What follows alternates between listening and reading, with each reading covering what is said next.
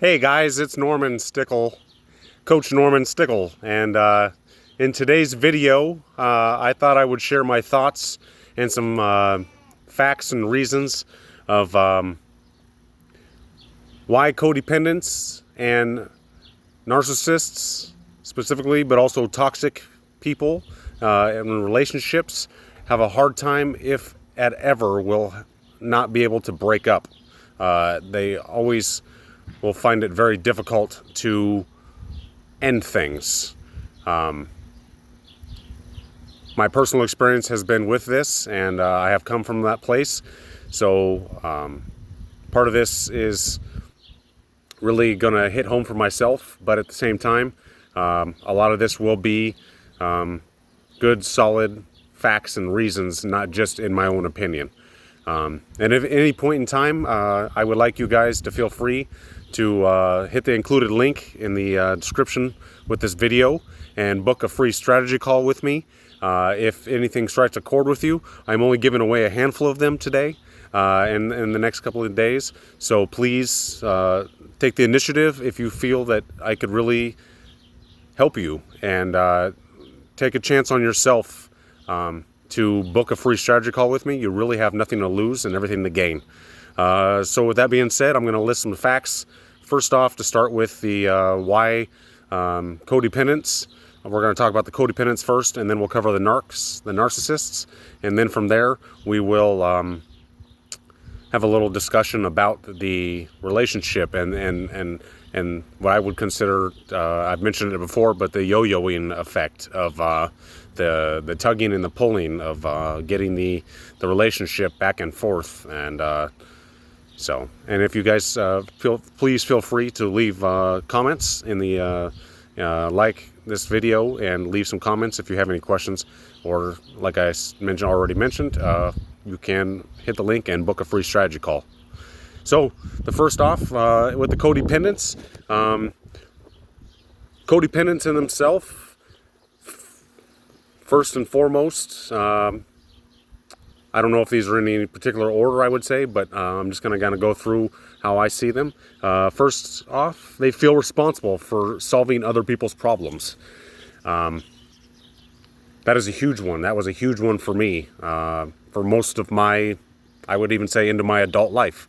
I thought I was having to try and fix everybody and every relationship that I came into contact with. And now I realize that that is not the case, and that is not my responsibility, nor is it yours, to fix everybody that is into our life. Everybody needs to learn to be at cause and at responsibility for themselves and where they are in their life. This life is our responsibility and our sole responsibility. So there's the number one. Number two, codependents always feel used and underappreciated, but this is a huge one because they have a low sense of self-value. And they have low, I would say, coming from a personal stance, self-esteem, low self-esteem.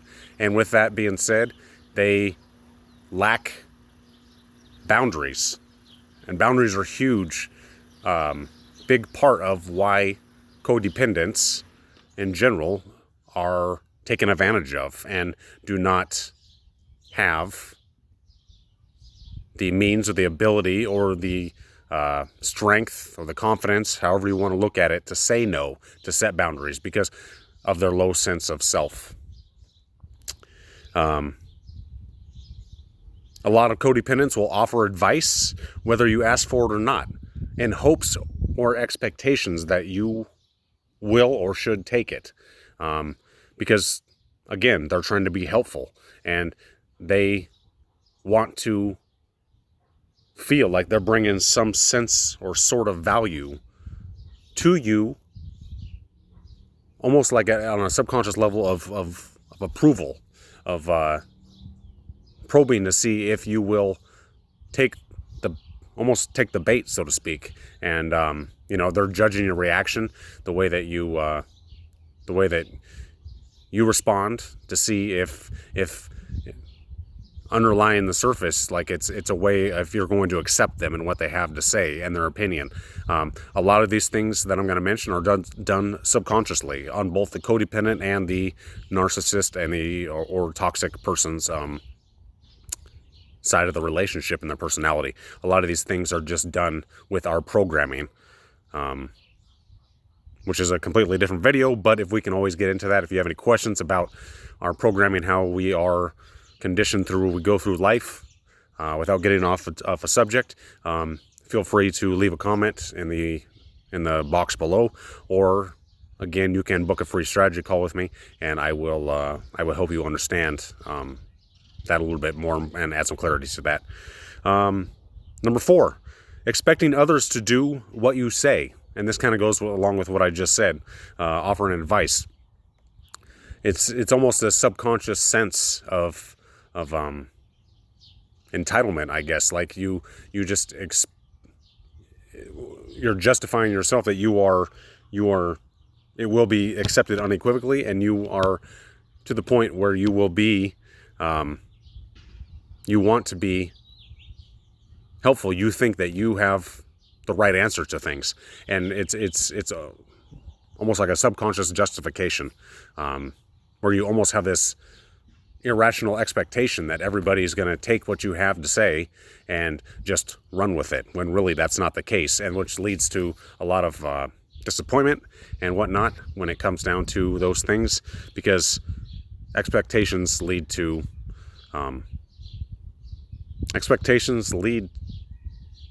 disappointments. When we have an expectation of somebody or something that it has to turn out a certain way and be a certain way, and it doesn't happen that way, that's for anybody. Expectations can be very harming to our sense of self and our confidence, whether we realize it or not.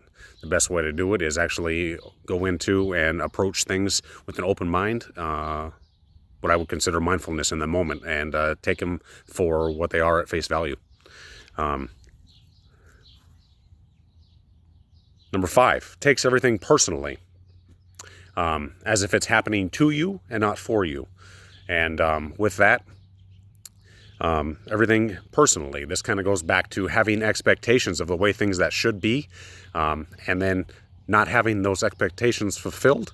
So then all of a sudden you're taking on that guilt, or you're placing guilt on yourself, or shame, or whatever that feeling may be that is most prominent for you, on yourself, because you might in turn start to think that it's your fault.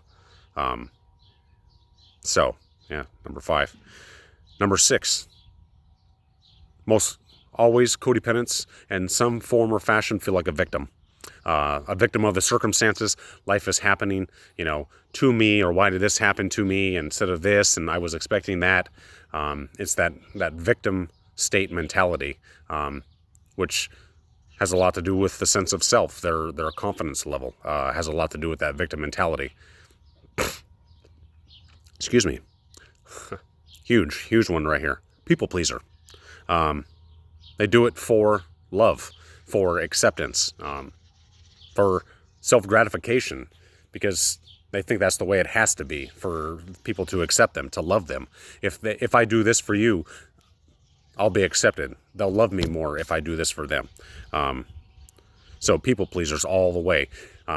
Again, people pleasing, no boundaries, or very little to no boundaries at all. In my experience, and my own personal self, years without personal boundaries. And as soon as I figured that out and actually started setting them, that's really when the wheels of life and my circumstances started to change for the better. So people pleasing, low sense of self, and little to no boundaries. Codependents fear rejection, and down subconsciously they fear or feel that they are unlovable. But yet, I almost said but codependents will still put themselves out there to be able to find that, because they have this sense that if they do things for people, they will then in turn gain love. And it'll subside that fear of rejection, because if I do this for them, then they'll like me, or they'll do this, or that it'll be okay, or that's the mentality that they have. Number 9, they use manipulation like shame, guilt, or control to gain compliance of others. This is done, I would say, almost completely subconsciously. And this in itself is and was a huge one for myself. And I tried to, I could almost subconsciously pick up on what the other person, or what I thought they would want. So I would then in turn try to use that to gain acceptance of people. Again, it goes back to that state of mind of, if I do this, then they'll do that, or if I'm like this, then they'll accept me. And that is it's a form of manipulation, whether they're aware of it or not. Whether you're aware of it or not, it is a form of manipulation, and an unhealthy one at that. Number 10, making excuses for others' behaviors, lying to yourself, rationalizing. Yeah, it's one point, but it all goes hand in hand. Huge one. Excusing other people's bad behaviors. Well, they did this because of that, or and you just blow it off, you let it go. And then what that does is it makes it easier the next time. And it could be your significant other, it could be somebody at work. It doesn't matter who it is. It could even be your own self. But you excuse and you just let things go without standing up for yourself, without letting it be known that that's not right. You just let things slide. Yeah.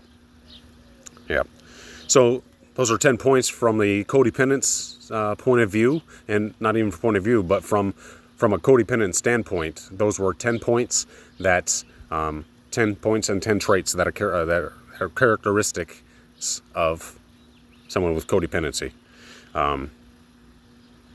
Which I'm glad to say that I believe that life is a journey, is a way of healing and getting better and constantly improving ourselves in our situation and bettering ourselves in our own personal growth. Hence why I've taken the path I have. But in the same sense, it's always about learning, and it's always about evolving and changing for the better. So I still am on the path, in a sense, to self-recovery in some sense. A lot of it has been healed, but I believe healing and self-improvement and growth is a lifelong journey.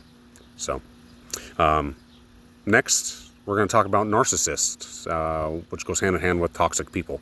And I'll cover about 10 points with them, and then we'll see where I'm at, but I will probably end up sharing a few personal points and how everything kind of ties in together. So the first major point that I would have to talk about with a narcissist, characteristic of a narcissist, is uses manipulation to suit their needs. And in some sense, you may see quite a bit of correlation between some of the codependent points and the narcissist points. Not pointing the finger towards one or the other, but there will be some correlations, and it is what it is. But they use manipulation to suit their needs. This is where they come in with tactics of triangulation, secretiveness. Everything is plotted beforehand and is a game. Almost in a sense, everything is strategically planned and moved to be able to accomplish a sense of self and gratification. Huge, big one is they are big on negative emotions. They're very pessimistic and usually lean more towards the negative side of things instead of being more optimistic and positive in life. Almost that victim mentality of sense, but they don't have the emotional tie-in that your standard person does. It's from a detached state of being, and that in itself makes it a lot easier for them to throw the negative emotions and the slurs and the manipulation out there, because they don't have that tie to it on a like a personal, emotional level. And there's a detachment there. A grandiose or magnificent personality. There's different types of narcissists, but underneath the surface, whether it's not extremely visible or not, they have a high sense of self and their self-image. Everything is about their image. Everything is about what it looks like on the outside, how others view them.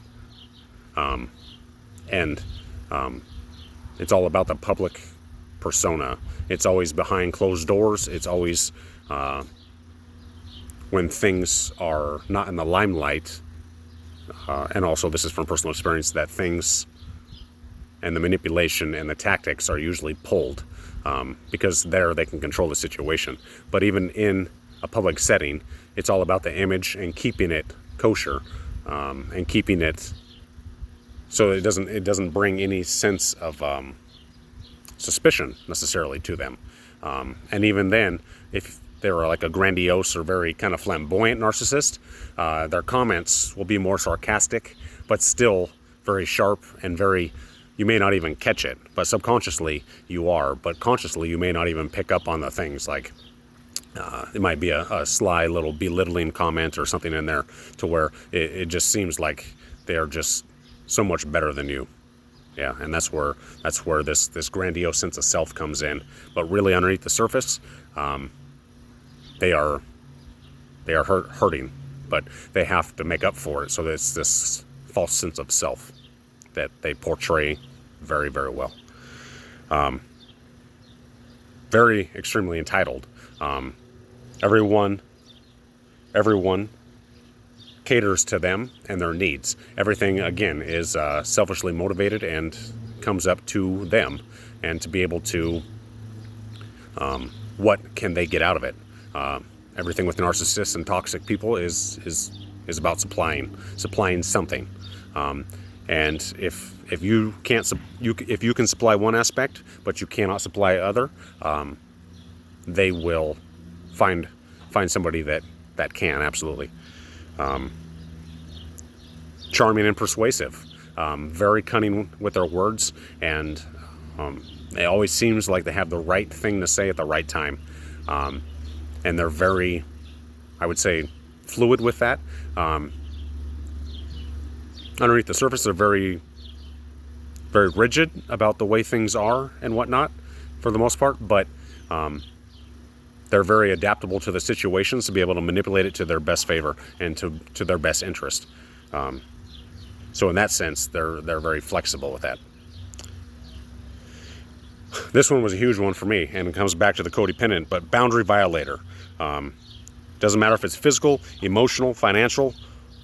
If they're obligations, there is no regard for boundaries at all. Personally, one of the huge ones that I remember, at one point I was a smoker, and I am not now. I have been smoke-free for quite some time, but at the time my partner, my abusive partner, was still smoking, and I requested and asked that she not smoke in the car before I eventually put a boundary up and took the vehicle. That was, once I kind of started putting up the boundaries, that was one of them. But one of the ones that really sticks out to me right off the top of my head is she would try to hide it, but she would try to smoke with the windows down. And that in itself was huge, because that was just like a trigger for me every time I got in my car. If you have smoked, or you know a smoker, or whatnot, usually a car, people have habits, we all have habits, but smoking, car, coffee, whether it be alcohol or whatnot, that's usually a good sense. So for me, getting in my car and having it reek like cigarettes, even after I had not smoked for quite some time, was a big one for me. So, but money, it doesn't matter. Money was another big boundary violator for me in my within my personal experience, and now in my time and in my phase of this life, I'm still dealing with a few toxic relationships that I am getting the control over, and having to put further boundaries up as I go. But my time and how I spend my time wisely, and who and where I give my time is big for me. So that is a huge one for me right now. Is I'm having to learn is boundaries with time. It may not seem significant, but it can be when my priorities are surfaced around my own personal growth and my family and the things I have going on at home. That obviously weighs high on my scale, and I'm not going to let that boundary slide when somebody wants to abuse my time. There has to be some sort of sense of there has to be some sort of give there, flexibility, but at the same time, I can be pretty rigid on that because my time for me is valuable. I hold that very close. I just mentioned a few minutes ago, but fake image, this trophy complex, everything has to look good on the outside. It's all about the public persona and, being at the right place at the right time with the right person, seeing the people, being very social, getting a lot of people to like you, having acquaintances and whatnot, and being liked by almost everybody. But if they don't like you, you definitely know that too, because they will literally just cold shoulder you, and that's a whole nother topic of getting on a narcissist's what I would say quote unquote bad side. But conversation interrupter number 8, and that for itself, they will a lot of times switch the conversation to themselves, to bring the attention back on themselves, especially if you are, say, you're confronting them in a moment, you're getting a moment of say you're trying to figure out where your boundaries are at, and you have a sense of self, and you're trying to assert yourself.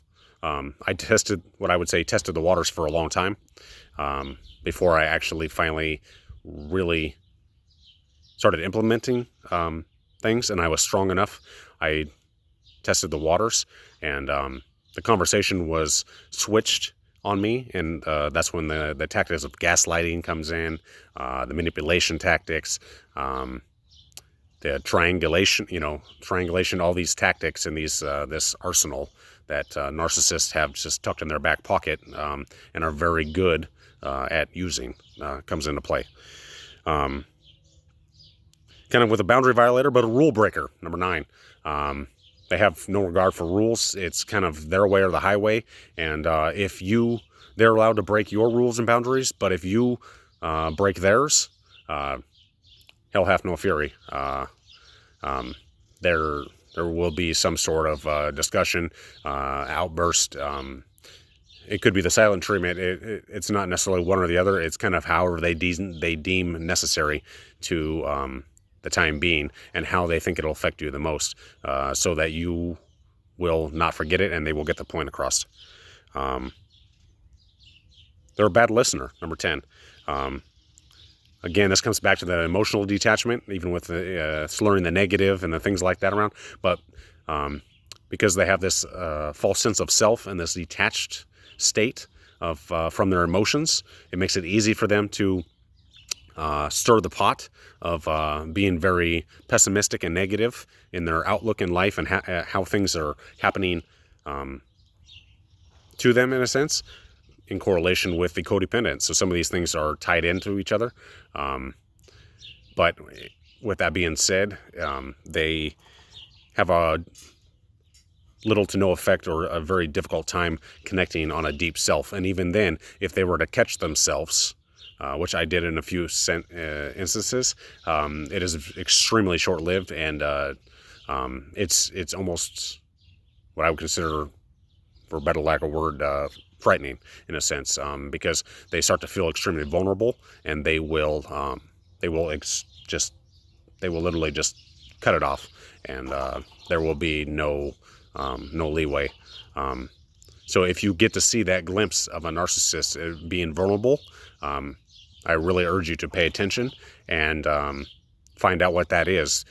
I'm not saying to stoop to anybody's level, but I am saying it will give you a huge piece of insight and an advantage over how you can, in sense, use their game and the knowledge that you have of them to better your situation, and actually use that insight to be able to help yourself and get out, or whatever it may be that you need to do. We all are aware, but narcissists will not change, and the only way to really do it is actually by getting out. I had moments that were revealed to me, I believe, by my own intuition, and certain situations that I caught wind of and put the pieces together over a period of time, and it gave me a huge advantage. Not to stoop to her level, but at the same time, it helped me learn how to navigate the waters, so I could then in turn learn the best way to instill boundaries and how to implement those boundaries. It gave me a sense of confidence in doing so. A lot of these things, I know this is kind of a long video, it's a little bit longer than I was hoping, but then again, it's kind of hitting home for me. But with that being said, there's a lot of correlations on a subconscious level that the codependent and the narcissist are not even aware of. And I really urge you to take a look at these things. And if you feel that you identify with any of these things, I have personal experience. I've been in those shoes, in that situation, and it was extremely difficult. I have been free from some time now, and I am not necessarily as triggered anymore by it, but it comes back to, it will always remain with me, and I would really like to talk to you and to be able to help you if that's what you need. You can click the link, book a free strategy call. Please like this video, comment below if you feel the need, send me a direct message. But my passion is to expose the toxicity for you to want to do better for yourself, for your life. Because on the other side of all the negative emotions, like fear, guilt, and shame, just to name a few, lies a life that you have dreamed of, that you dream of living the life that you want. I'm not going to lie, it's hard work and it's tough, but every step, every day that you do that for yourself gains more confidence, and it gets you farther down the path to being who you really want to be. Because underneath the surface of those negative emotions and that codependency is a person that is just waiting to come out and say hi to you and to find a life worth living.